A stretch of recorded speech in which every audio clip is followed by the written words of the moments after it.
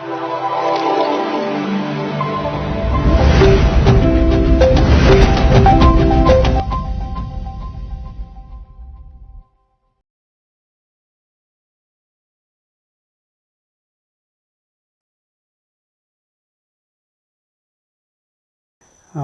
ഈ അടുത്ത കാലഘട്ടത്തിൽ കഴിഞ്ഞ ആഴ്ചകളായിട്ട് നമ്മൾ വളരെ താല്പര്യത്തോടെ കാണുന്ന ഒരു കാര്യമുണ്ട്. സഭാതർക്കം. ലെബനനിൽ പാത്രിയർക്കീസിനെ വാഴിക്കാൻ ഇവിടുന്ന് ഓർത്തഡോക്സുകാർ പോയി എന്നും പറഞ്ഞ്, അല്ല യാക്കോബക്കാർ പോയി എന്നും പറഞ്ഞ്, അല്ല മർത്തോമക്കാർ പോയി എന്നും പറഞ്ഞ് ഓർത്തഡോക്സുകാർ അങ്ങോട്ടും ഇങ്ങോട്ടും അവർ തമ്മിലടിക്കുന്നു, പരസ്പരം ചെളി വാരി എറിയുന്നു. ഇത് ഇന്നലെയൊന്നും തുടങ്ങിയതല്ല. വർഷങ്ങളായി ഈ സഭാതർക്കം, വിഴുപ്പലക്കൽ ഇത് തുടങ്ങിയിട്ട്. നമ്മളിത് പുറത്തു നിന്ന് കാണുമ്പോൾ വളരെ നമുക്കിതൊക്കെ കണ്ട് രസിക്കാം എന്നുള്ളൂ. ഇവരുടെ തർക്കം ഒരിക്കലും തീരില്ല. കാരണം ഇത് വിശ്വാസ സംബന്ധമായ തർക്കമല്ല, ഇവരുടെ സമ്പത്തിൻ്റെ തർക്കമാണ്, സ്വത്ത് വീതം വയ്ക്കലിൻ്റെ തർക്കമാണ്. അല്ലാതെ സ്വത്തിൻ്റെ കാര്യത്തിൽ മാത്രമേ ഇവർ തമ്മിൽ തർക്കമുള്ളൂ. വിശ്വാസം, ഇവരുടെ പ്രാർത്ഥനകളൊന്നു തന്നെയാണ്, ആചാരങ്ങളൊന്നു തന്നെയാണ്, ഇവരുടെ ദൈവം ഒന്ന് തന്നെയാണ്, ഇവരുടെ പള്ളി ഒരേ രീതിയിൽ തന്നെയാണ്. എന്നിട്ടും എന്തുകൊണ്ട് ഈ തർക്കം സ്വത്തിനാണെന്നുള്ളതിന് വ്യക്തമാണല്ലോ. അത് ഈ തർക്കം ആരംഭിക്കുന്നത് വളരെ വർഷങ്ങൾക്ക് മുമ്പ് തുടങ്ങിയ 2-3 കാരണങ്ങൾ അതിന് പറയാറുണ്ട്. ഇവിടെ 19-ാം നൂറ്റാണ്ടിൽ കോട്ടയത്ത് വട്ടശ്ശേരി തിരുമേനി എന്ന് പറഞ്ഞൊരു ബാവയോ എന്തോ ഉണ്ടായിരുന്നു, അല്ലെങ്കിൽ ആർച്ച് ബിഷപ്പോ പരമാധികാരി, വട്ടശ്ശേരി തിരുമേനി എന്നാണ് പറയുന്നത്. ഈ വട്ടശ്ശേരി തിരുമേനിയുടെ വയസ്സുകാലത്ത് അയാൾ മരിച്ച് കുഴിയിലിട്ട് കാല് നീട്ടിട്ടിരിക്കുന്ന അവസരം, അങ്ങേര് കാലം ചെയ്താൽ, അങ്ങേരെ ഒരു സിംഹാസനം കാലിയാക്കിയാൽ ആ സിംഹാസനത്തിൽ കയറിപ്പറ്റാൻ ഒരുപാട് പേര് ഉണ്ടായിരുന്നു. ഭൈമി കാമുകന്മാരുണ്ടായിരുന്നു. അതിലൊരു വലിയ പുള്ളിയായിരുന്നു മാർ ഇവാനിയോസ്, പിൽക്കാലത്ത് പ്രശസ്തനായ ഇവാനിയോസ്. ഏതായാലും വട്ടശ്ശേരി നാട് നീങ്ങി ഈവാനിയോസിനെ ബാവയാക്കിയില്ല. ഈവാനിയോസിന് ആ കൊതിക്കറിവിന് അയാൾ ബസനി എന്ന് പറഞ്ഞ ഒരു പ്രത്യേക വിഭാഗമായിരുന്നു അയാൾ അവിടുന്ന് ഈ സഭയിൽ നിന്ന് രാജിവെച്ച്, അല്ലെങ്കിൽ അവിടുന്ന് സഭ ഡിസേർട്ട് ചെയ്തിട്ട് കത്തോലിക്ക സഭയിലേക്ക് പോയി. കത്തോലിക്ക സഭയിൽ ഞങ്ങൾ പുനരൈക്യപ്പെട്ട ഈവാനിയോസ് എന്നൊക്കെ പറയുന്നത്. തിരുവല്ലയിലെ മെത്രാനും അങ്ങനെ പുനരൈക്യപ്പെട്ടു വന്നു. ഈ അധികാരം കിട്ടാത്തതിൻ്റെ കൊതിക്കറ് തീർക്കാൻ പോയിട്ടാണ്. പക്ഷേ ഇവാനിയോസ് വളരെ സമർത്ഥനായിരുന്നു കേട്ടോ. ഈവാനിയോസ് തിരുവനന്തപുരത്ത് പട്ടത്ത് പോയി 400 ഏക്കർ സ്ഥലം, ഗവൺമെൻറ് സ്ഥലം കയ്യേറി. അതുപോലെ നമ്മുടെ CP രാമസ്വാമിയായിട്ട് നല്ല ബന്ധത്തിലായിരുന്നു പുള്ളി. അവിടെ സ്ഥാപനങ്ങളുണ്ടാക്കി, ഈവാനിയോസ് കോളേജ് ഉണ്ടാക്കി, തിയോഫിലസ് കോളേജ് ഉണ്ടാക്കി, ഒരുപാട് വിദ്യാഭ്യാസ സ്ഥാപനങ്ങൾ നോക്കി നിൽക്കുമ്പോൾ അത് വളർന്നുകൊണ്ടേയിരുന്നു. കാരണം അതിനുള്ള എല്ലാ സാമ്പത്തിക സഹായവും എല്ലാ സഹകരണങ്ങളും സർ CP രാമസ്വാമിയാർ കൊടുത്തു. എന്നിട്ട് അയാളെ പറ്റി ഒരു ആരോപണമുണ്ട് കേട്ടോ. ഇയാൾ ഇതൊക്കെ ഉണ്ടാക്കാൻ വേണ്ടിയിട്ട് കള്ളനോട്ടടിച്ചു എന്ന് പറയുന്നുണ്ട്. ഈവാനിയോസ് കള്ളനോട്ടടിച്ചെന്നും അന്ന് ഈ സർക്കാർ സ്വാധീനം ഉപയോഗിച്ച് മദ്രാസിലും സൗത്ത് ഇന്ത്യയിലും മുഴുവൻ അത് വിതരണം ചെയ്ത് പണം ഉണ്ടാക്കി എന്നുള്ളൊരു ആരോപണമുണ്ട്. ആ കാലത്ത് നിന്ന് അന്വേഷിച്ച് തെളിവൊന്നും എനിക്ക് തരാനില്ല, പക്ഷേ ആരോപണം ശക്തമായിട്ടുണ്ട്. ഏതായാലും ഈ ഈവാനിയോസ് അവിടെ വെച്ച് ഇത്രയും അധികാരവും എല്ലാം ഉറപ്പിച്ച് കഴിഞ്ഞപ്പോൾ സമ്പത്ത്, ഇയാൾ പറയുന്നത് ഞാൻ ഒരു പൈസ ഇല്ലാതെ ഇവിടുന്ന് ഇറങ്ങിപ്പോയ, ബസനിയിൽ നിന്ന് ഇറങ്ങിപ്പോയത്, എൻ്റെ ഒന്നും ഉണ്ടായിരുന്നില്ല, ഇതെല്ലാം ഞാൻ തന്നെ ഉണ്ടാക്കുക. ഇന്നുണ്ട് മാർ ക്ലീമീസ് എന്ന് പറഞ്ഞ കാർഡിനലാണ്. ഒരു വളരെ കുറച്ച് നമ്പർ ഓഫ് വിശ്വാസികൾ, എത്ര നിലയിൽ 5 ലക്ഷം മറ്റേ ഉള്ളൂ, പക്ഷേ അവിടെ കർദിനലൊക്കെ ഉണ്ട്. അപ്പോൾ അങ്ങനെ ഈവാനിയോസ് പോയി. അങ്ങനെ ഈ വട്ടശ്ശേരി തിരുമേനി പോയി. ഏതായാലും ഇവർ തമ്മിൽ ഉണ്ടായൊരു കേസ് പിന്നീടുണ്ടായത് ഈ ഒരു വട്ടിപ്പണ കേസെന്ന് പറഞ്ഞിട്ടാണ്. വട്ടിപ്പണം എന്ന് പറഞ്ഞാൽ ഈ വട്ടിപ്പണം എങ്ങനെ വന്നു എന്നുള്ളതാണ് ഒരു പ്രശ്നം. പണ്ട് ഈ CMS കോളേജൊക്കെ ഇവിടെ സ്ഥാപിച്ച കാലത്ത് ഇവിടുത്തെ അവർണരെയും പുലയരും പറയരുമായ അവർണരായ കുട്ടികൾക്ക് വിദ്യാഭ്യാസം കൊടുക്കുന്നതിന് വേണ്ടി മൺറോ സാഹിബ് ഇനിഷ്യേറ്റീവ് എടുത്ത് 26,000 രൂപ കൊടുത്തു. മഹാറാണിയെ കൊണ്ട് 26,000 രൂപ കൊടുപ്പിച്ചു. അതൊക്കെ ചരിത്രത്തിലുള്ള കാര്യങ്ങളാണ്. ആ രൂപ ബാങ്കിൽ ഇട്ടിരുന്നെന്നും അതിൻ്റെ പലിശയാണ് വട്ടിപ്പണമെന്നും പറയുന്നു. ഒന്ന്. വേറൊരു കഥ കേട്ടിട്ടുള്ളത്, അത് എഴുതിയ പേര് മറന്നുപോയി. ഈ പറഞ്ഞ നമ്മുടെ ഒരു തച്ചിൽ മാത്തൂത്തരകൻ എന്ന് പറഞ്ഞൊരു മനുഷ്യനുണ്ടായിരുന്നു. തച്ചിൽ മാത്തൂത്തരകൻ ഒരു കാലത്ത് തിരുവിതാംകൂർ രാജ്യം നിയന്ത്രിച്ചിരുന്ന വ്യക്തിയായിരുന്നു. കാരണം ഏറ്റവും വലിയ സമ്പന്നനായിരുന്നു. അയാൾക്ക് ആലപ്പുഴ തുറമുഖം ഉണ്ടായിരുന്നു, കപ്പലുകളുണ്ടായിരുന്നു. ഒന്നുമില്ലായ്മ നിന്നും വളർന്നു വന്ന ഒരു വലിയ മനുഷ്യൻ, വലിയ പരിശ്രമശാലി. കൊട്ടാരത്തിലെ രാജാവിന് ആവശ്യത്തിനുള്ള പണം കടം കൊടുത്തിരുന്നത് ഇഷ്ടംപോലെ പണം മാത്തുത്തരകരോട് വാങ്ങും. മാത്തുത്തരകന് വേണ്ടിയാണ് രാജാ കേശവദാസൻ എന്ന ദിവാനാണ് വലിയ ദിവാൻജി ആലപ്പുഴ തുറമുഖമൊക്കെ വികസിപ്പിച്ച് കൊടുത്തതെന്നുള്ളതും വേറൊരു ചരിത്രം. ഏതായാലും ഇവർ 3 പേരും കൂടെ ആണ് പിന്നെ ഈ പറഞ്ഞ തച്ചിൽ മാത്തുത്തരകൻ, രാജാ കേശവദാസൻ, പിന്നെ ഒരു നമ്പൂതിരി ഉണ്ടായിരുന്നു. ഈ 3 പേരാണ് കേരളത്തിൻ്റെ ഭരണം നിയന്ത്രിച്ചിരുന്നത്. അവസാനം ഈ പറഞ്ഞ ബ്രിട്ടീഷുകാർ അവരുടെ കപ്പം തുക കുടിശ്ശിക വന്ന ഉടനെ അടയ്ക്കണം, ടിപ്പുവായിട്ടുള്ള യുദ്ധത്തിന് വേണ്ടി ചിലവാക്കിയതിൻ്റെ പൈസ കിട്ടണം, ഈ പ്രശ്നമെല്ലാം പറഞ്ഞ് ബ്രിട്ടീഷുകാർ ബഹളമായി. കൊടുക്കാൻ പണമൊന്നും ഉണ്ടായിരുന്നില്ല. രാജാവിനെ സംബന്ധിച്ച് വലിയ കാര്യമായ വരുമാനമൊന്നുമില്ല. ഈ പിള്ളമാരല്ലേ, ഫ്യൂഡൽ വ്യവസ്ഥതയല്ലേ, അവർ കാര്യം പിരിക്കുന്നതിൻ്റെ രാജാവിന് കൊടുക്കുന്ന ഷെയറുള്ളൂ കൊട്ടാര ചെലവിന്. അപ്പോൾ കൊടുക്കാൻ മാർഗ്ഗമൊന്നുമില്ല. അപ്പോൾ ഈ ഇവർ രാജാ കേശവദാസനും തച്ചിൽ മാത്തുത്തരകനും ഒക്കെ കൂടെ ചേർന്ന്, ജയന്തൻ നമ്പൂരി ആയിരുന്നു എനിക്ക് സംശയമുണ്ട്, ഇവർ ചേർന്നൊരു തീരുമാനമെടുത്തു. അന്ന് ഇവിടുത്തെ പ്രഭുക്കന്മാരായിരുന്ന ആൾക്കാരെ അവരുടെയൊക്കെ ഭൂസ്വത്ത് ഇവർക്കൊക്കെ നികുതി ചുമത്ത ഇത്ര 1000 പണം വീതം കൊട്ടാരത്തിൽ അടയ്ക്കണം എന്നും പറഞ്ഞൊരു തീരുമാനം എടുക്കുന്നു. അങ്ങനെയാണ് തലക്കുളത്ത് തമ്പിക്ക് 5000 പവനോ 5000 പണമോ ഏതാണ്ട് കെട്ടാൻ വേണ്ടി പറഞ്ഞതും. ഇവരുടെ ഈ ദുർഭരണത്തിനെതിരായിട്ട് അയാൾ സ്വകാര്യ സേനയെ പരിപാലിപ്പിക്കുന്നുണ്ടായിരുന്നു. ഏതായാലും ഈ പ്രശ്നം വന്നു. വേലുത്തമ്പിയുടെ വിളിച്ചു വരുത്തി വേലുത്തമ്പിയോട് പറഞ്ഞു, 5000 പണം 24 മണിക്കൂറിനകം കെട്ടണം. അപ്പോൾ പറഞ്ഞാൽ അധികം പണം കൊണ്ടുവന്നിട്ടില്ല, അവിടെ വീട്ടിൽ നിന്ന് പോയിട്ട് വന്നാൽ കൊണ്ടുവരാം. ഇയാളോടൊപ്പം ഇയാൾക്കുണ്ടായിരുന്ന വെൽ ട്രെയിൻഡ് നല്ലൊരു പരിശോധന 500 പട്ടാളക്കാരുമായിട്ട് വന്നെന്നും രാജാവിൻ്റെ കഴുത്തി കത്തി വെച്ചെന്നും ഈ പറഞ്ഞ ജയന്തൻ നമ്പൂരിയെയും പിന്നെ തച്ചിൽ മാത്തുത്തരകനെ ഇവർക്ക് ഹാൻഡ് ഓവർ ചെയ്യണമെന്നും രാജാ കേശവദാസനെ പിരിച്ചു വിടണമെന്നുള്ള ഡിമാൻഡുകളൊക്കെ രാജാവിന് അംഗീകരിക്കേണ്ടി വന്നു. തച്ചിൽ മാത്തുത്തരകനെ അന്ന് 29 ലക്ഷമോ 29,000 ആയിരിക്കും 1000 പണം രാജാവ് കടം മേടിച്ചിട്ടുണ്ടായിരുന്നു. ഖജനാവ് നമ്മുടെ കൊട്ടാരത്തിൽ നിന്ന് കൊടുക്കാനുണ്ട്. അപ്പോൾ ഇയാളെ ഹാൻഡ് ഓവർ ചെയ്തു. വേലുത്തമ്പിയുടെ പട്ടാളക്കാർ ഇയാളുടെ മൂക്കും ചെവിയൊക്കെ വെട്ടി ജയിലിലിട്ടു. അവസാനം ഏതായാലും സായിപ്പൊക്കെ ഇടപെട്ട കേസ് കുറേ കാലങ്ങൾക്ക് ശേഷം ഇയാൾക്ക് അതിൽ പണം കൊടുക്കാൻ തീരുമാനിച്ചതിൽ 26,000 പണം ഇയാൾക്ക് കൊടുത്തു എന്നാണ് പറയുന്നത്. ഇയാളത് മേടിച്ചില്ല, എനിക്ക് കിട്ടാനുള്ള മുഴുവൻ ഒരുമിച്ച് തന്നാൽ മതി എന്ന് പറഞ്ഞാൽ വാങ്ങിച്ചില്ലെന്നും ആ പണം സായിപ്പ് ബാങ്കിലിട്ടു, അതാണ് വട്ടിപ്പണമായി മാറിയെന്നും വേറൊരു കഥയുണ്ട്. എന്തോ ആവട്ടെ, ഏതായാലും ഈ വട്ടിപ്പണ കേസിൻ്റെ പേരിൽ എത്രയോ വർഷങ്ങളായി കേസ് നടക്കുന്നു. അതിനിടയ്ക്ക് ഈ അന്ത്യോക്യയിൽ നിന്നൊക്കെ ഓരോ ഈ സഭയുടെ ആൾക്കാർ വരും. പഴയ സെമിനാരിയിൽ അവിടെ വന്ന് പണം പിരിച്ചുകൊണ്ട് പോകുന്ന പണിയുണ്ടായിരുന്നു. അവിടെ വരും, അവരൊക്കെ വലിയൊരു പണക്കിഴി കൊടുക്കും, വരുമാനം ഇല്ലാതെ പണം മുഴുവൻ അങ്ങോട്ട് കടത്തിക്കൊണ്ട് പോവുക.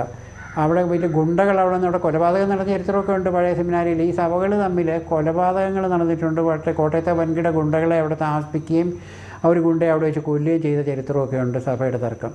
ഇന്നും സഭയുടെ തർക്കം തീരുന്നില്ല. ഇന്നുള്ള തർക്കം ഞാൻ പറഞ്ഞില്ലേ, ഇപ്പോൾ പള്ളികൾ 1935 1835 കണക്ക് പറഞ്ഞ അന്നത്തെ ഭരണഘടന അനുസരിച്ച് ഇവർക്ക് കൊടുക്കണം അവർക്ക് കൊടുക്കണം, അങ്ങോട്ടും ഇങ്ങോട്ടും എത്രയോ വർഷങ്ങളായി തീരാത്ത ഈ കേസ് ഇതൊരിക്കലും തീരില്ല. കാരണം ഇത് വിശ്വാസ സംബന്ധമായ തർക്കമല്ല. പരസ്പരം മനുഷ്യനെ പോരടിപ്പിക്കാൻ, പരസ്പരം സ്നേഹിക്കുക, സ്നേഹമാണില്ല എന്ന് പറഞ്ഞത് യേശുവിൻ്റെ പിൻഗാമികളാണെന്ന് പറയുന്ന ഇവരെ നമ്മൾ കണ്ടതാണ്. പെരുമ്പാവൂരൊക്കെ ശവസംസ്കാരത്തിന് കൊണ്ട് ശവം വഴി വെച്ച് അതിന് വേണ്ടി തർക്കമുണ്ടായി ശവം വഴി തള്ളിയിടുന്നതും അങ്ങനെയൊക്കെ മൃതശരീരത്തോട് ഒരിക്കലും അനാദരവ് കാണിക്കില്ല. അതുപോലും ചെയ്ത പാരമ്പര്യമാണ് ഇവിടുത്തെ യേശുവിൻ്റെ എല്ലാ സ്നേഹമാണ്. അഖിലസാര വഴിയിൽ നമ്മളിവിടെ പറയുമെങ്കിലും യേശുവിനെ സംബന്ധിച്ച സ്നേഹമാണ്, ദൈവം സ്നേഹമാണ്, പരസ്പരം സ്നേഹിക്കുക, പരസ്പരം ഉപദ്രവിക്കരുതെന്ന് പഠിപ്പിച്ച യേശുവിൻ്റെ അനുയായികൾ തെരുവതിയിലേറ്റുന്നത് നമ്മൾ കണ്ടിട്ടുണ്ട്. ഇവിടെ കോലഞ്ചേരി അടുത്തൊരു വലിയ പള്ളിയുണ്ട്. യാദൃശ്യമായിട്ട് ഒരിക്കലും എന്നോട് പോകേണ്ടി വന്നു. അതുപോലെ അവിടെ ഒരു 110 ഏക്കർ സ്ഥലമൊക്കെ ഉള്ള വേറെ ഏർപ്പാട് വലിയ പള്ളിയുണ്ട് കേട്ടോ. അതിൻ്റെ പേര് ഞാൻ മറന്നു. സെവൻത് ഡേ അഡ്വെന്റിസ്റ്റ് പള്ളിയുണ്ട്. അവിടെ എല്ലാം ഇഷ്ടംപോലെ സമ്പന്നരാണ്, പണമുള്ളവരാണ് കോലഞ്ചേരി ആ ഭാഗത്ത്. അവിടെ ഒരു പള്ളിയുണ്ട്. അപ്പോൾ ഇവിടുത്തെ ബാവ ആ പള്ളിയിൽ പ്രാർത്ഥിക്കാൻ ചെല്ലുന്നു. അവിടെ ഓർത്തഡോക്സുകാരേക്കാൾ കൂടുതൽ ഭൂരിപക്ഷം യാക്കോബൈറ്റ്സാണ്. പെരുമ്പാവൂർ ആ പ്രദേശത്ത് പ്രമുഖ ഭാഗത്ത് യാക്കോബൈറ്റ്സാണ് കൂടുതൽ. ആ യാക്കോബൈറ്റ്സ് ഞങ്ങളവിടെ ചെല്ലുന്ന ആ സമയത്ത് ആ റോഡ് മുഴുവൻ പോലീസ് വണ്ടികളും മുഴുവൻ കാറുകളും വാഹനങ്ങളും, പള്ളിമുറ്റം മുഴുവൻ സ്ത്രീകളും കുട്ടികളും ഉൾപ്പെടെ ആൾക്കാരും. ഇവിടുന്ന് പോയ നമ്മുടെ ബെസേലിയോസോറ്റാണ് കാതോലിക്ക ബാവ പള്ളിക്കകത്തുണ്ട്. ഇയാൾ പള്ളിയിൽ നിന്ന് പുറത്തിറങ്ങാൻ സമ്മതിക്കില്ല, ഇറക്കിയാൽ കൊന്നുകളെന്നും പറഞ്ഞാൽ അവർ വിമത വിഭാഗങ്ങൾ രണ്ട് കൂട്ടരെ ഈ പറഞ്ഞ ഇന്ത്യ പാകിസ്ഥാൻ യുദ്ധത്തിൽ നിൽക്കുന്ന മാതിരി നിൽക്കുകയാണ്. പള്ളിമുറ്റം മുഴുവൻ സ്ത്രീകളുണ്ട്, കുട്ടികളുണ്ട്. ഭയങ്കര ആവേശമാണ്. മുദ്രാവാക്യം വിളിക്കുന്നു, ബാവായെ പിടിച്ച് വെറും ഇത് തെറി കൊണ്ട് അഭിഷേകം ചെയ്യുന്നുണ്ട്, അഭിസംബോധന ചെയ്യുന്നുണ്ട്. പരിശുദ്ധനാണ് കേട്ടോ, പരിശുദ്ധ കാതോലിക്ക ബാവയാണ് തെറി വിളിച്ചുകൊണ്ടിരുന്നത്. അവസാനം പോലീസ് ഇറങ്ങി വളരെ മണിക്കണം വൈകുന്നേരം ആയപ്പോഴേക്ക് അങ്ങനെയൊക്കെ ജനങ്ങളെ വഴി മാറ്റി ഇയാളെ സുരക്ഷിതമായിട്ട് രക്ഷപ്പെടുത്തി കോട്ടയത്തേക്ക് അയക്കുകയാണ് ചെയ്തത്. ക്രിസ്ത്യാനികൾ കാണിക്കുന്ന കാര്യമാണിത്. വേറെ പുറത്തുനിന്നുള്ള ഹിന്ദുക്കളോ മുസ്ലിമുകളോ ഒന്നും അല്ല ചെയ്തത്. ഇവർ തമ്മിലടിക്കുന്ന മുസ്ലിമുകൾ ഇത്രയും ക്രൂരമായിട്ട് ചെയ്യില്ല. അവരുടെ തന്നെ ഏറ്റവും വലിയ പരിശുദ്ധ, ഞങ്ങളുടെ എല്ലാവരും പരിശുദ്ധ കാതോലിക്ക ബാവയാണ് കേട്ടോ. പരിശുദ്ധ പിതാവ്, പരിശുദ്ധ മാർപ്പാപ്പ, അതുപോലെ his excellency, his attitude, high ആറ്റിറ്റ്യൂഡൊക്കെ ഉണ്ട്, ബീറ്റിറ്റ്യൂഡ് എന്നൊക്കെ പറഞ്ഞ് ഒരുപാട് പേര് വിളിക്കുന്നുണ്ട്. ഹിസ് ഹോളിനെസ്, ഇങ്ങനെയൊക്കെയുള്ളൂ. ഏതെങ്കിലും ഒരു മനുഷ്യന് പരിശുദ്ധനാകാൻ പറ്റുമോ? മനുഷ്യ ശരീരം സാധാരണ ഫങ്ഷൻ ചെയ്യുന്ന മനുഷ്യ ശരീരത്തിന് പരിശുദ്ധനാകാൻ പറ്റുമോ? അതിനെപ്പറ്റി ഞാൻ ഒരിക്കലും ഓർക്കുന്നുണ്ട്. ഒരിക്കലും ഒരു കൊടുമാളൂരൊരു മീറ്റിങ്ങിൽ ഇങ്ങനെ സംസാരിക്കാൻ വന്ന ഒരിക്കലും ഞാൻ ഈ ക്രിസോസ്റ്റം മെത്രാപ്പോലീത്തയെ വിളിച്ചിരുന്നു. ഒരു ഓണാഘോഷ പരിപാടിയാണ്. അപ്പം ഞാൻ പറഞ്ഞു, ഞങ്ങളുടെ വയോജനങ്ങളുടെ ഒരു പരിപാടിയുണ്ട്, അങ്ങനെ എനിക്ക് വ്യക്തിപരമായിട്ട് അടുപ്പമുണ്ടായിരുന്നതുകൊണ്ടൊക്കെ ഞാനൊക്കെ വിളിച്ചിട്ട് പറഞ്ഞു, ഞങ്ങളുടെ ഈ വയസ്സന്മാരുടെ ഒരു ഓണാഘോഷം രാവിലെ മുതൽ വൈകുന്നേരം വരുന്ന കുടുംബസംഗമവും കൂടെയാണ്, കുട്ടികളും വൈദ്യന്മാരും എല്ലാവരും വരും, വന്ന് പങ്കെടുക്കാമോ എന്ന് ചോദിച്ചു. പുള്ളി ഇങ്ങനെ 98 വയസ്സുണ്ടെന്ന്, ബോറടിച്ചിരിക്കുക, അങ്ങോട്ട് പോകുന്ന വലിയ ഇഷ്ടമാണ് പുള്ളിക്ക്, യാത്രയുടെ മടിയില്ല. പുള്ളി പറഞ്ഞു, ഞാൻ വരാടാ, എനിക്ക് കുഴപ്പമൊന്നുമില്ല, പക്ഷേ എൻ്റെ ഡ്രൈവറുടെ ശമ്പളവും വണ്ടിയുടെ പെട്രോൾ അടിച്ചു കൊടുത്തേക്കണം പറഞ്ഞു. അതൊക്കെ ചെയ്തോളാമെന്ന് പറഞ്ഞു. ഏതായാലും പുള്ളി പറഞ്ഞ പോലെ തന്നെ വന്നിങ്ങനെ എല്ലാവരും ആളുകളും ചുറ്റും നിന്ന് അജാനബാഹുവായി മനുഷ്യൻ പോകുമ്പോൾ അങ്ങനെയുള്ള മോതിരം മുത്താൻ വേണ്ടി ഇങ്ങനെ നിൽക്കുകയാണ്, ക്യൂ നിൽക്കുകയാണ്. അപ്പോൾ ഇദ്ദേഹത്തിന് പിന്നാലെ ഞാനും പോയി സ്റ്റേജിൽ കയറി. ചെറിയ ഓഡിറ്റോറിയം 350 പേരുണ്ട്.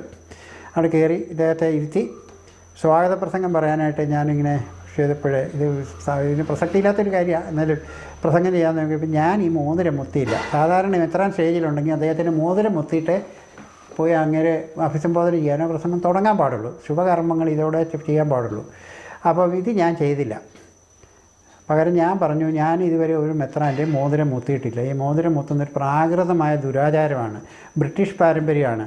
ബ്രിട്ടീഷ് മഹാരാജാവോ ചക്രവർത്തിനെ പ്രപുസ്ഥാനം കൊടുക്കുമ്പോൾ അവരുടെ വിധേയത്വം അടിമത്വം സ്വയം പ്രഖ്യാപിച്ചുകൊണ്ട് മുട്ടുകുത്തി അവരുടെ മോതിരം കൈ ചുംബിക്കുന്ന ഒരു ആചാരമുണ്ട്. അത് ഇവർ കടത്തിലെടുത്താണ്. യേശു എന്ന് പറഞ്ഞ മനുഷ്യൻ്റെ അനുയായികളെന്ന് അവകാശപ്പെടുന്ന ഇവർ മഹാചക്രവർത്തിമാരായിട്ട് കൊട്ടാരത്തിലിരുന്ന് ഇവരെന്നിട്ട് ഈ കൈ ചുംബിക്കലിന് പകരം പാദം ചുംബിക്കലായിരുന്നു പോപ്പിൻ്റെ ഉണ്ടായിരുന്നു കേട്ടോ. പോപ്പിൻ്റെ പാദം ചുംബിക്കണമായിരുന്നു. രാജാക്കന്മാരും ചക്രവർത്തിമാരും ചെന്നാലും ഇങ്ങനെ കാല് നീട്ടി വെച്ചിരിക്കും, അവിടെ പോയി ചുംബിക്കണം. അവസാനം നിന്ന് പോയി. 15-ാം നൂറ്റാണ്ടിലെ ഒരു 14 വയസ്സുകാരൻ പോപ്പിന് സിഫിലിസ് പിടിച്ച് കാല് മുഴുവൻ നീരടിച്ച് വെച്ച് പൊട്ടി ഒഴുകുന്നുണ്ടായിരുന്നു. അവിടെ വെക്കത്തില്ലായിരുന്നു, അവിടെ നിന്ന് പോയത്. അതിന് പാദം ചുംബിക്കണമായിരുന്നു. ഈ നെപ്പോളിയൻ്റെ കാലത്ത് പോലും ചുംബിക്കണമായിരുന്നൊക്കെ പറയുന്നത്. എന്തുവാട്ടെ, ഏതായാലും ഇങ്ങനെ ഞാൻ പറഞ്ഞ അങ്ങനെ ചുംബിക്കില്ല, മോതിരം ചുംബിക്കുന്നത് ശരിയല്ല, നല്ല കാര്യമല്ല. പിന്നെ ഞങ്ങളുടെ ആൾക്കാരൊക്കെ ഞാൻ പറഞ്ഞില്ലേ പരിശുദ്ധനും തിരുമേനിമാരുമാണ്. ഞാൻ തിരുമേനി എന്നും വിളിക്കില്ല. കാരണം ഈ പറഞ്ഞ ക്രിസോസ്റ്റം മെത്രാപ്പൊലീത്തായുടെ ശരീരവും എൻ്റെ ശരീരവും ഓരോ ഫങ്ഷനാണ് ചെയ്യുന്നത്. ഇൻഫാക്റ്റ് എല്ലാ ഹ്യൂമൻ ബോഡീസും ഒരു വാക്കിംഗ് ലാട്രിനാണ്, അല്ല സെപ്റ്റിക് ടാങ്കാണ്. അതുകൊണ്ട് എൻ്റെ ശരീരവും അത് ഒന്ന് തന്നെയാണ്, പരിശുദ്ധമായ ഒന്നിന്ന് അല്ല തിരുമേനി എന്ന് പറഞ്ഞ ഒന്നില്ല. അതുകൊണ്ട് അങ്ങനെയും ഞാൻ വിളിക്കില്ല. പിന്നെയുണ്ട് പിതാവേ എന്ന് വേണം വിളിക്കണം. ഞങ്ങൾ ഏറ്റവും പറഞ്ഞ് ഞങ്ങളുടെ ഈ ഡൂക്കിലി മെത്രാന്മാരെയൊക്കെ ഉണ്ടല്ലോ, ഈ പറഞ്ഞ ഇയാളുണ്ടായിരുന്നല്ലോ നമ്മുടെ ആ കന്യാസ്ത്രീ വീരിച്ച പുള്ളി ഫ്രാങ്കോയും പരിശുദ്ധനാണ് കേട്ടോ, തിരുമേനിയാണ്. താഴെ മറ്റേ ഒരു 10-28 വയസ്സുള്ള പെങ്കൊച്ചിനെ കൂടെ താമസിച്ച് ബിഷപ്പ് തട്ടിൽ എറണാകുളത്തുണ്ടായിരുന്നല്ലോ, അവിടെ ആർത്തവ രക്തം കൊണ്ട് പള്ളി പവിത്രീകരിച്ച വ്യക്തി. ഞങ്ങൾ അന്നാമ്പള്ളം കളിച്ചാൽ അതിൽ ആർത്തവ രക്തം കൊണ്ട് തിരിച്ച റോമിൽ കൊണ്ടുപോയി. എന്നിട്ട് ഈ പറഞ്ഞ പൗരസ്ത്യ തിരുസംഘങ്ങളുടെ സെമിനാരിയിലെ മറ്റേ ഡയറക്ടറായിട്ടൊക്കെ വെച്ചു. ഇപ്പോൾ അയാൾ പിരിഞ്ഞു പോയി എന്നാണ് കേട്ടത്. ഇങ്ങനെയൊക്കെ ആദരിക്കുന്നുണ്ട്. അതുകൊണ്ട് ഞാനിങ്ങനെ ചുമ്മാ പറഞ്ഞു, പിതാവേ എന്ന് വിളിക്കരുത് ബൈബിളിൽ പ്രത്യേകം പറയുന്നത്. സ്വർഗസ്ഥനായ ഒരു പിതാവ് മാത്രമേ ഉള്ളൂ, അതുകൊണ്ട് അങ്ങനെ ഞാൻ വിളിക്കില്ല. അവിടെ ഇരുന്ന വിശ്വാസികളൊക്കെ കൊടുമാലൂർ മുഴുവൻ കത്തോലിക്കരാണ്, വിശ്വാസികൾക്കൊക്കെ മുற்பട്ടു, എല്ലാവർക്കും വിളിച്ചു വന്ന് ആദാനിച്ചിട്ടുണ്ട്. ഏതായാലും ഞാനിങ്ങനെ ആദരിക്കാൻ വേണ്ടി സ്റ്റേജിൽ കമിഴ്ന്ന് കിടന്ന് ഇങ്ങേരുടെ കാലുകൾ തൊട്ട് വണങ്ങി ഇദ്ദേഹത്തിൻ്റെ മഹത്വവും ഇദ്ദേഹത്തിൻ്റെ ഔന്നത്യം അംഗീകരിച്ചുകൊണ്ട് ഞാൻ ഇദ്ദേഹത്തെ ആദരിക്കുന്നു എന്ന് പറഞ്ഞു. സ്വാഭാവികമായിട്ട് ഞാൻ വിചാരിച്ചു ഇങ്ങനെ എന്നെ കൈ തലയെ വെച്ച് അനുഗ്രഹിക്കുന്നു, അങ്ങനെ ഒരു പാരമ്പര്യം കണ്ടിട്ടുണ്ട്. പക്ഷേ ഇങ്ങനെ സ്റ്റണ്ണായിപ്പോയി, ഒന്നും ചെയ്യാൻ മേലാതെ പൊളിയിരുന്നത്. അതായത് അവസാനം വിശ്വാസികൾക്ക് ഇങ്ങനെ ഉണ്ടായിരുന്നെങ്കിലും ക്രിസോസ്റ്റം പ്രസംഗിക്കാൻ കയറിയപ്പോഴും അങ്ങേര് പറഞ്ഞു, അവൻ പറഞ്ഞത് 100% ശരിയാണ്. കാരണം ഞാൻ ഇന്നലെയും കിടന്നപ്പോൾ ആലോചിച്ചു, 98 വയസ്സായി, 50 കൊല്ലത്തിലധികമായി, ഏറ്റവും വലിയ പൊസിഷനിലാണ് ഞാൻ. എൻ്റെ ആരോഗ്യസ്ഥിതി മോശമാണ്, എന്നെ എന്തിനാണ് ഇനി കഷ്ടപ്പെടുത്തുന്നത്? നിങ്ങൾ കണ്ടില്ലേ എന്നെ കാറിൽ നിന്ന് അൺലോഡ് ചെയ്യുക ചെയ്തത്. വാക്ക്മാൻ വേണം. എന്തിനാ എന്നെ ഇങ്ങനെയില്ല, എന്നെ അങ്ങ് വിളിച്ചുകൂടെ എന്ന് ചോദിച്ചു. എനിക്ക് ഇതുവരെ ഉത്തരം കിട്ടിയില്ല.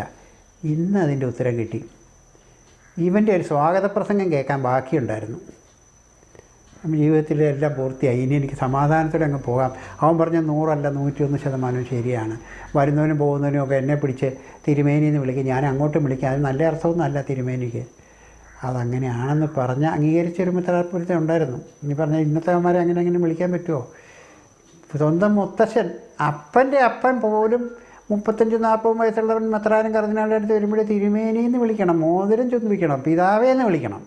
അവനെ പിതാവെന്ന് വിളിക്കണം. പിതാവെന്ന് ആരെയും വിളിക്കരുതെന്ന് ബൈബിളിൽ പറഞ്ഞിട്ടുണ്ട്. അതിന് വിരുദ്ധമായിട്ട് അവർ ചെയ്യുന്നത്.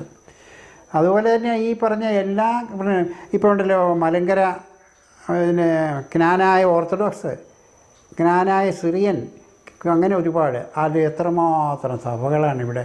കോട്ടയത്ത് 114 പെന്തിക്കോസ്റ്റ് സഭകളുണ്ട്. ഓരോ വാർഡിലും ഓരോ സഭ, ഓരോരുത്തരും നേതാക്കന്മാർ, ഓരോ പാസ്റ്ററും. ഈ അടുത്ത ദിവസം ഒരു തമാശ ഉണ്ടായി. ഞങ്ങളിവിടെ പുതുപ്പള്ളിയിലാണ് താമസിക്കുന്നത്. പുതുപ്പള്ളിയിൽ ഒരു ബിനു എന്ന് പറഞ്ഞൊരു പെന്തിക്കോസ് പാസ്റ്റർ, അയാളുടെ 2 വൃക്കയും മാറ്റി വെച്ചു. വേറെ പ്രശ്നങ്ങളൊക്കെ ഉണ്ട് പുള്ളിക്ക്. അപ്പോൾ പുള്ളിക്ക് ഇതിന് സാമ്പത്തികമായിട്ട് ഒരുപാട് ബാധ്യത വന്നു. 10-15 ലക്ഷം രൂപ. അവിടെയുള്ള 8 വാർഡുകളിൽ അവിടെയുള്ള ആളുകൾ താല്പര്യം എടുത്ത് ഒരു ഫണ്ട് പിരിവ് നടത്തി. കുറച്ച് ഒറ്റ ദിവസം രാവിലെ 11 മുതൽ 3 വരെ ഒരു പിരിവ് നടത്തി. 16,70,000 മറ്റോ പിരിച്ചെടുത്ത് കൊടുത്തു. പെന്തിക്കോസ്റ്റ് പാസ്റ്റർ ഒരുപാട് പേരുടെ രോഗം മാറ്റിയിട്ടുള്ളതാണ് പ്രാർത്ഥിച്ച്. എത്രയോ പേരുടെ മാറ്റിയതാണ്. സ്വന്തം രോഗം മാറ്റാൻ നാട്ടുകാരുടെ സഹായം വേണ്ടി വന്നു എന്ന് ഞാൻ സൂചിപ്പിക്കുകയാണ്. അത് ചെയ്തത് നല്ല കാര്യമാണ്. അതുകൊണ്ട് ഈ പ്രാർത്ഥനയും കള്ളപ്രവാചകന്മാരും ഒക്കെ വന്നിട്ട് മത്സരിച്ചാണ് വലിയ പരിപാടികൾ നടത്തുന്നത്. കൃപാസനം പോലെയുണ്ട്, സേവിയർ കൺവെർട്ടായി പോലെയുണ്ട്. എത്രയോ പേരിങ്ങനെ മത്സരിച്ച് രോഗശാന്തി കൊടുക്കുന്നുണ്ട്. പിന്നെ മുരിങ്ങൂരും കോട്ടയൊക്കെ നായ്ക്കൻ പറമ്പിനും പനക്കിനുമൊക്കെ എത്രയോ പേരെയാണ് ഇങ്ങനെ രോഗശാന്തി വരുത്തി കൊടുത്തിരിക്കുന്നത്. ഒരിക്കലും ഈ നായക്കൻ പറമ്പിനായിട്ട് ഒരു അഭിമുഖം നടത്തേണ്ടി വന്നൊരു പ്രത്യേക സാഹചര്യത്തിലൊരു ഒരു സാഹചര്യത്തിലായിരുന്നു. അന്നിങ്ങനെ വന്ന എൻ്റെ ഒരു കുട്ടി ഹോസ്പിറ്റലിൽ തലച്ചിട്ട് കിടക്കുമ്പോൾ, എൻ്റെ പേരക്കുട്ടി, അന്നിങ്ങനെ അവിടെ പ്രാർത്ഥിച്ച് സുഖമാക്കാൻ വന്നു. കുട്ടിക്ക് ഈ പറഞ്ഞ ഇതിന് ബ്രെയിനിൽ ഫ്ലൂയിഡ് ബ്ലോക്കായിരുന്നു. കുട്ടി മരിച്ചുപോയി. 133 ദിവസം ഇരുന്നുള്ളൂ. അപ്പോൾ ഇങ്ങനെ പ്രത്യേക കഴിവുള്ള ആൾ പ്രാർത്ഥിക്കാൻ കൊണ്ടുവന്നു. ഇങ്ങനെ പ്രാർത്ഥനയൊക്കെ നടത്തിയിട്ട് പറഞ്ഞു, അയ്യോ ദൈവമേ ഞങ്ങൾ നന്ദി പറയുന്നു, ഇത്രയും നല്ലൊരു കുട്ടിയെ ഞങ്ങൾക്ക് തന്നതിന്. വേദനിച്ചോണ്ടിരിക്കാൻ ഞങ്ങളെല്ലാവരും, അപ്പനും അമ്മയൊക്കെ ബന്ധുക്കളും, അപ്പോൾ ഇത്രയും നല്ലൊരു കുട്ടിയെ ഞങ്ങൾക്ക് തന്നെ ദൈവമേ ഞാൻ കൃതജ്ഞനാണ്, സന്തോഷമാണ്, ഞങ്ങൾക്ക് സന്തോഷമെന്ന്. ഞങ്ങൾക്ക് ഒട്ടും സന്തോഷമായിരുന്നില്ല. അല്ലെങ്കിൽ ഇങ്ങനെയൊക്കെ അയാൾ പ്രാർത്ഥിച്ചു. ഇതെല്ലാം കഴിഞ്ഞ് ഞാൻ ചുമ്മാ പുള്ളിയോട്, ഞാൻ അന്നൊരു അല്പം വിമർശനബുദ്ധിയുള്ള ആളാണ്. ഏത് കച്ചിത്തുരുമ്പും കിട്ടിയാൽ മുങ്ങിത്താഴാൻ പോകുന്നതെന്ന് പറഞ്ഞാൽ കുട്ടി രക്ഷപ്പെട്ടെന്ന് ഓർത്താൽ എനിക്ക് എതിർക്കാനും പറ്റിയില്ലായിരുന്നു. ഏതായാലും പുള്ളിയുടെ അടുത്ത് ഞാൻ ചോദിച്ചു, പ്രാർത്ഥിച്ച് സുഖം ഇവിടെ മുരിങ്ങൂര് ഒന്ന് പ്രാർത്ഥിച്ച് ആരും സുഖപ്പെടാതിരുന്നിട്ടില്ല. മനോരോഗികൾ സുഖപ്പെടുന്നു. അവിടെ ഒത്തിരി പേര് റെയിൽവേ ട്രാക്ക് തലവെച്ച് എത്തുന്നുള്ളത് വേറൊരു കാര്യം. അതെല്ലാം സുഖപ്പെടുത്തുന്നുണ്ട്.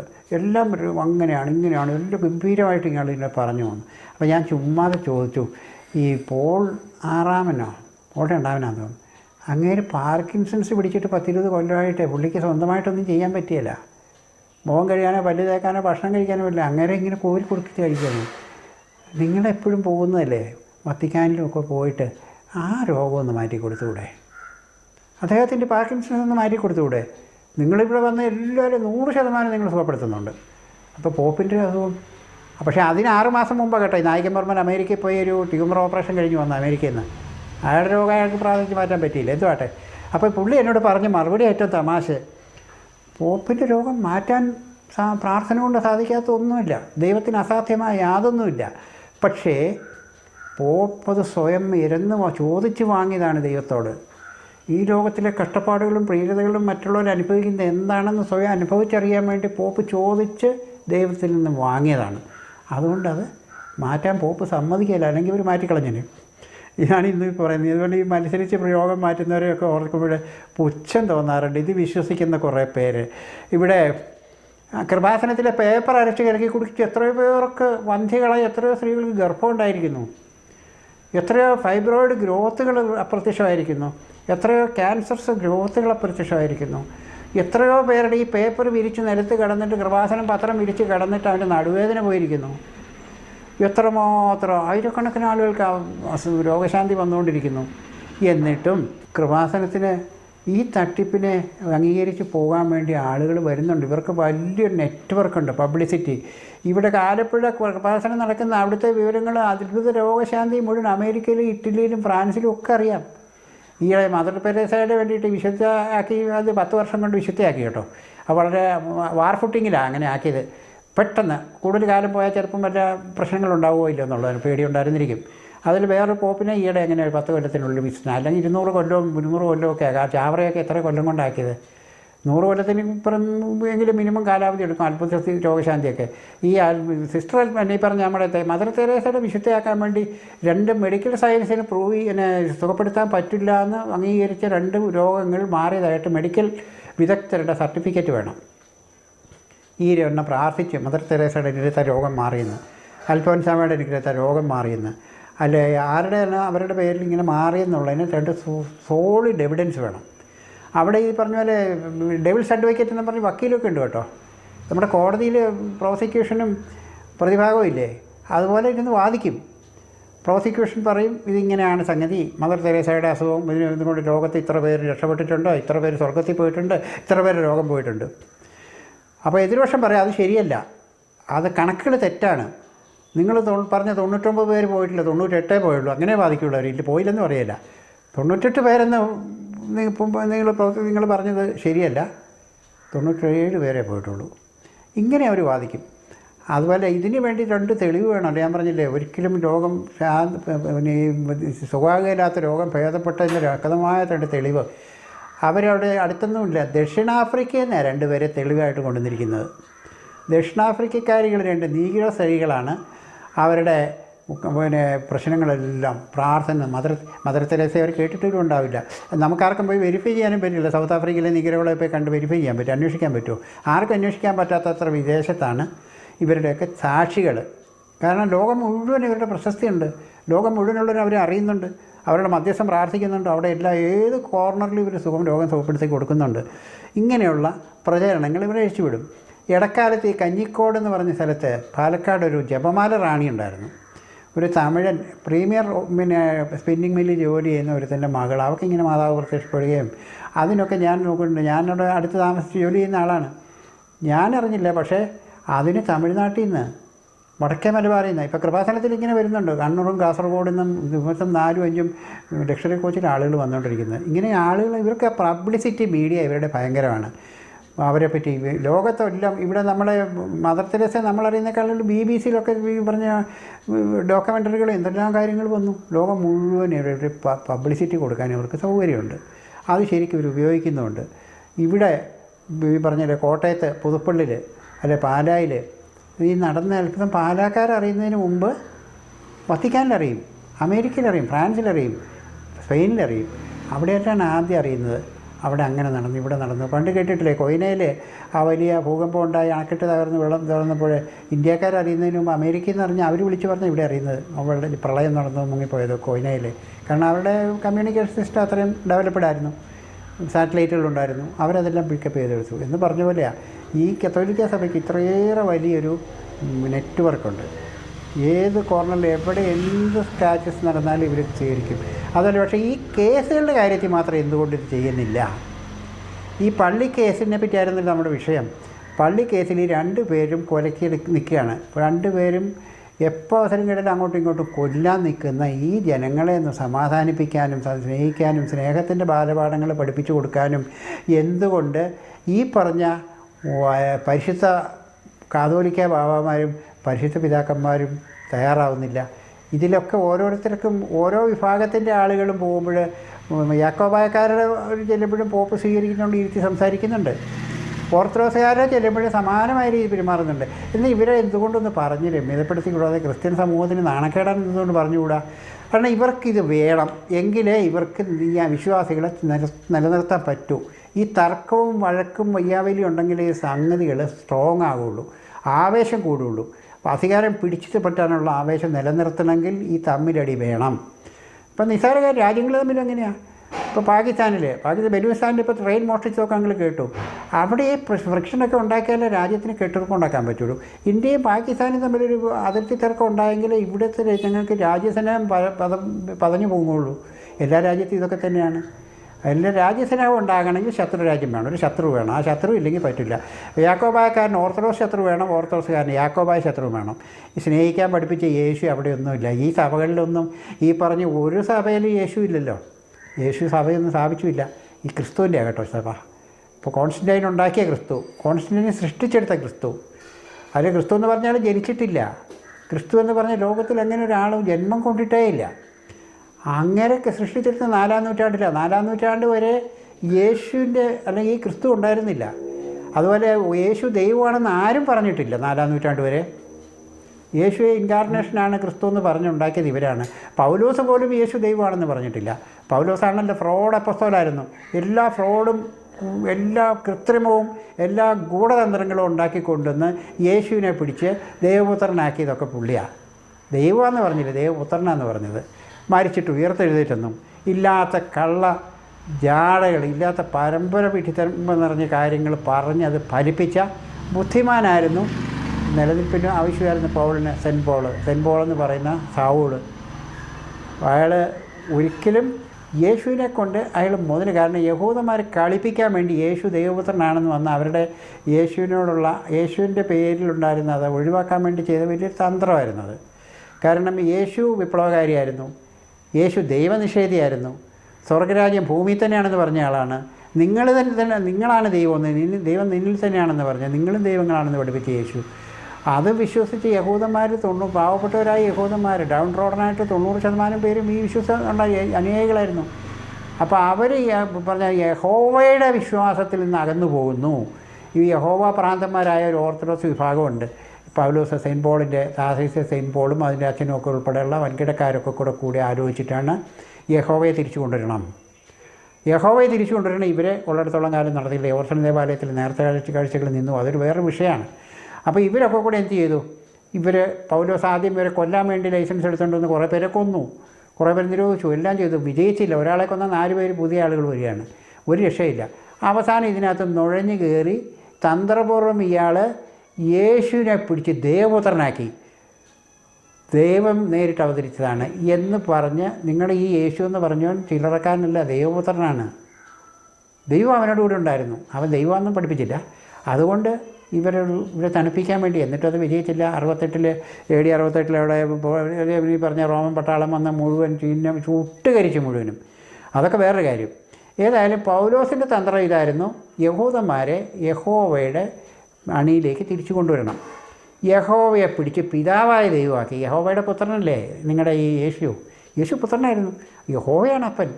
ഇതവരെ വിശ്വസിപ്പിക്കാൻ വേണ്ടി ചെയ്തൊരു തന്ത്രമായിരുന്നു അത്. യഹോവയെ പിടിച്ച് പിതാവായ ദൈവമാക്കി. എന്നിട്ട് പിൽക്കാലത്ത് അത് ജെറോമൊക്കെ കൂടെ ചേർന്ന് പിതാവും പുത്രനും പരിശുദ്ധാത്മാവിനെ ഉണ്ടാക്കിയെടുത്തു. 3 ദൈവമാക്കിയെടുത്തു. അത് പൗലോസിൻ്റെ തന്ത്രമായിരുന്നു. അതും വഴിച്ചു എന്ന് പറഞ്ഞ പോലെയാണ് ഇവിടെ ഈ നടക്കുന്നത്. ഇവർക്ക് ഒരിക്കലും ഒരു യേശു ദൈവനിഷേധിയായിരുന്നു. ദൈവത്തെ നിഷേധിച്ചതാണ്. മരണാനന്തര സ്വർഗത്തെ യേശു നിഷേധിച്ചതാണ്. ആചാര്യന്മാരൊക്കെ അങ്ങനെയായിരുന്നു. ബുദ്ധൻ അങ്ങനെ ആയിരുന്നില്ലേ? ദൈവത്തെ നിഷേധിച്ച ആളല്ലേ? മരണാനന്തര സ്വർഗത്തെ നിഷേധിച്ച ആളല്ലേ? കപിലൻ, സാഖ്യമതം മരണാനന്തര സ്വർഗം നിഷേധിച്ച ആളാണ്. ചർവാക മതവും ഇത് തന്നെയായിരുന്നില്ല. ചർവാകൻ്റെ മതവും ജൈനമതവും ഇത് തന്നെയായിരുന്നല്ലോ. ഒരു മരണാനന്തര സ്വർഗ്ഗം ഇല്ല, ഉയർത്തെഴുന്നേപ്പില്ല, അങ്ങനെ ഒരു ദൈവവും ഇല്ല എന്ന് പഠിപ്പിച്ചവരാണ്. നാരായണ ഗുരു ഒരു പരിധിയിൽ അങ്ങനെ. പക്ഷേ അങ്ങനെ പഠിപ്പിച്ച നമ്മളെ കള്ളുഷാപ്പിനെ മധ്യസ്ഥനാക്കി ദൈവമാക്കി. അത് വേറൊരു കാര്യം. ഇവരൊക്കെ പഠിപ്പിച്ച ദൈവമില്ല എന്ന് തന്നെയാണ്. യേശുവും അത് തന്നെ പറഞ്ഞു പഠിപ്പിച്ചത്. ആ യേശുവിനെ എങ്ങനെ ബ്രാൻഡ് ചെയ്തു, എങ്ങനെ ദൈവമാക്കി, എങ്ങനെ ആക്കിയെടുത്തു എന്ന് ആലോചിച്ച് നോക്കൂ. ബുദ്ധൻ എല്ലാവരുടെയും കൂടെ നടന്നു. ഈ പറഞ്ഞ അക്രമം പ്രേരിപ്പിക്കാത്ത, പ്രോത്സാഹിപ്പിക്കാത്ത, ചോരപ്പുഴ ഒടുകാതെ ജനങ്ങളൊന്നായി തീരണമെന്നും സ്നേഹിക്കണമെന്നും പറഞ്ഞ് ബുദ്ധൻ ശരണം ഗച്ഛാമി, ധർമ്മം ശരണം ഗച്ഛാമി എന്ന് പഠിപ്പിച്ച ബുദ്ധൻ മാത്രം, ആ മതം മാത്രമേ അക്രമം പ്രേരിപ്പിക്കുന്ന. ബാക്കി എല്ലാ മതങ്ങളും, ഹിന്ദു മതവും ഇസ്ലാം മതവും പിന്നെ പറഞ്ഞ ക്രിസ്തു മതവും എല്ലാം അക്രമമാണ് അവരുടെ. ചോരപ്പുഴ ഒഴുകിയാണ് അവർ നിലനിന്നുകൊണ്ടിരിക്കുന്നത് ഇപ്പോഴും. ഈ മതം മാത്രമേ അത് പഠിപ്പിച്ചിട്ടുള്ളൂ. ആ മനുഷ്യൻ എല്ലാവരും വിശ്വസിച്ചിരുന്നു. ബുദ്ധൻ എല്ലാവരെയും സ്നേഹിച്ചിരുന്നു. BC 453 ബുദ്ധൻ മരിച്ചതെന്ന് എനിക്ക് തോന്നുന്നു, 80ാമത്തെ വയസ്സിൽ. ബുദ്ധൻ മരിക്കുന്ന അറിഞ്ഞുകൊണ്ട് തന്നെയാണ്. ബുദ്ധൻ ഇങ്ങനെ സംഘം ചേർന്ന്, അവർക്ക് സ്വന്തമായിട്ടൊന്നുമില്ല, ദാനം കിട്ടുന്നത് കഴിക്കും, പങ്കുവെക്കും, കിട്ടിയില്ല പരിഭവം പറയുകയില്ല, ഒന്നും സ്വകാര്യമായിട്ട് നാളത്തേക്ക് സൂക്ഷിക്കൽ, ഇങ്ങനെയൊക്കെ പോകും. ഇങ്ങനെ ഈ പറഞ്ഞ ഈ സംഘം ഇങ്ങനെ യാത്ര ചെയ്തതിനിടയ്ക്ക് ഒരു ഉൾപ്രദേശ കാട്ടിൻ്റെ അതിർത്തി താമസിക്കുന്ന ഒരു ചുന്തൻ എന്ന് പറഞ്ഞൊരു ആദിവാസിയുണ്ട്. അതിൽ പോകണം. എവിടെ ചെല്ലുമ്പോൾ എന്തെങ്കിലും ഒരു ദാനം കൊടുക്കും, അതൊരു കഴിച്ചേ പറ്റുള്ളൂ. അപ്പോൾ ഈ പോയപ്പോൾ പറഞ്ഞു, ചുന്തൻ്റെ അടുത്ത് ഭക്ഷണ സാധനങ്ങളൊന്നും നല്ലത് കിട്ടുകയില്ല, പഴയ സാധനങ്ങളെ കാണുള്ളൂ, പഴയ മാംസമായിരിക്കും അവന്, കാരണം വേട്ടയാടുന്നവനാണ്, പഴയ മാംസമായിരിക്കും അവിടെ ഉള്ളത്, അത് കഴിച്ചാൽ തഥാഗത അങ്ങേരുടെ ആരോഗ്യം. അപ്പോൾ പറഞ്ഞു, വേണ്ട ആനന്ദ, വിഷമിക്കണ്ട, 80 വയസ്സ് എനിക്ക് പൂർത്തിയായി, എനിക്ക് എൻ്റെ ഈ മിഷൻ അവസാനിച്ചു, എനിക്ക് പോകാൻ സമയമായിട്ടുണ്ട്, അതുകൊണ്ട് എനിക്ക് ആ കാര്യമില്ല, ഞാൻ ചുന്തനെ കാണും, ചുന്തൻ്റെ അടുത്ത് എന്ത് കിട്ടിയാലും കഴിക്കുന്നു. ചുന്തൻ കൊടുത്ത പഴയ തർക്കമുണ്ട് കേട്ടോ, പഴയ മാംസം, പഴയ പന്നിമാംസമായിരുന്നാണ് പറയുന്നത്, കാട്ടുപന്നിയായിരിക്കും, പഴയ മാംസം ഭക്ഷിച്ചിട്ടാണ് ഡിസെൻട്രി പിടിച്ച ബുദ്ധൻ മരിക്കുന്നത്. 453-ലാണ് ബുദ്ധൻ വരണമെന്ന് എൻ്റെ ഓർമ്മ. ഞാൻ പറഞ്ഞു വന്നത്, പിന്നീട് ബുദ്ധന് ശേഷം സരതുഷ്ട മതം ആക്രമണത്തെ പ്രോത്സാഹിപ്പിച്ചിട്ടില്ല.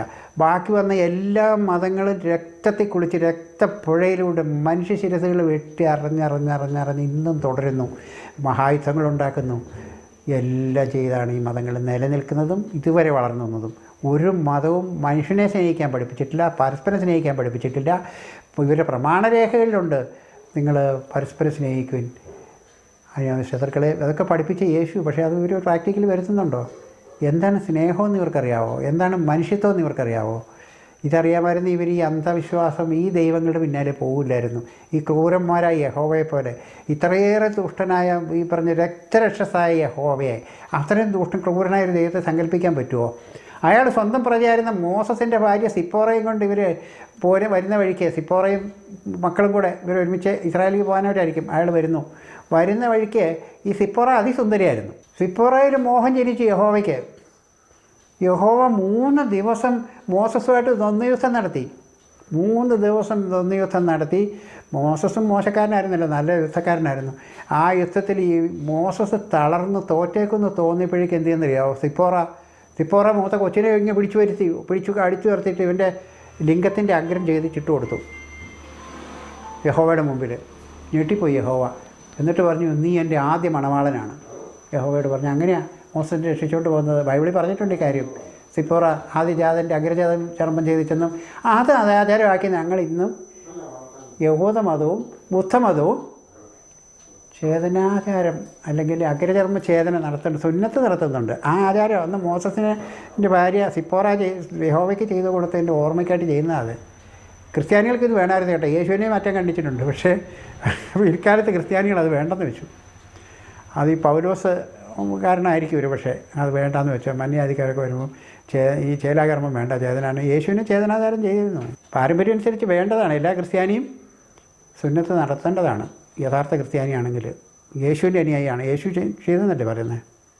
അപ്പോൾ ഞാൻ പറഞ്ഞ അടിസ്ഥാനരഹിതമായ ബാലിശമായ ഈ പറഞ്ഞ ചെറിയ ചെറിയ ആചാരങ്ങളും ദുരാചാരങ്ങളും അടിച്ചേൽപ്പിച്ച് അതിനെ തുടർന്ന് കൊണ്ടുപോവുകയാണ്. 3-ാം നാൾ ഉയർത്തു, മരിച്ചു, 3-ാം നാൾ ഉയർത്തു, പാതാളങ്ങളിൽ ഇറങ്ങി, മരിച്ചവരെ ഉയർപ്പിച്ചു, ഇങ്ങനെയൊക്കെ പറഞ്ഞ് നമ്മൾ വിശ്വസിപ്പിച്ചില്ലേ? 6 പ്രസവിച്ചിട്ടും യേശുവിൻ്റെ അമ്മ കന്യകയാന്ന് പഠിപ്പിച്ചില്ലേ? യേശുവിനെ അങ്ങനെ പ്രസവിച്ചു എന്നായിരിക്കില്ല, അതിന് വലിയ ചരിത്ര രേഖയെന്നൊരു അമ്മയെ പിന്നീട് കണ്ടെത്തിയതാണ്. ഒരു മേരിയും ആയിരിക്കില്ലേ യേശുവിൻ്റെ. യേശു എവിടുന്ന് വന്ന് ഇവിടെ ആരാപ്പനമെന്നറിയില്ല, എന്നാ ജനിച്ചതെന്നും ആർക്കും അറിയത്തില്ല. യേശു പ്രശസ്തനായി. അവന് മറ്റുള്ളതൊക്കെ പിന്നീട് എഴുതി ചേർത്തില്ല, തിരക്കഥ തയ്യാറാക്കിയതാണ് ഇവർ. യേശുവിന് ദൈവീയത്വം, ദൈവജനനം, അമ്മ മേരി, ജോസഫ്, ഇതൊക്കെ ഉണ്ടാക്കിയെടുത്തത് ഇവർക്ക് വേണ്ടി ചെയ്ത കാര്യങ്ങളാണ്, നമ്മളെ കുരങ്ങെളിപ്പിക്കാൻ വേണ്ടി. ഞാൻ ആദ്യം പറഞ്ഞല്ലോ, the majority are always idiots. ഇവർക്കറിയാം ഇഡിയറ്റ്സ് ആണെന്ന്, ആടുകളാണെന്ന്, വിശേഷബുദ്ധി ഇല്ലാത്തവരാണെന്ന്. എന്തും ഇവരിൽ അടിച്ചേൽപ്പിക്കാം, ഇവരെ കുത്തിവെക്കാം, ഇവരെന്ത് വേണമെങ്കിലും ചെയ്യാം. നമ്മളൊക്കെ പണയം വെച്ച തലച്ചോറുമായിട്ട് നടക്കുന്ന, സ്വന്തമായ വ്യക്തിത്വമില്ലാത്ത, സ്വത്വമില്ലാത്ത വെറും ആടുകളാണ്.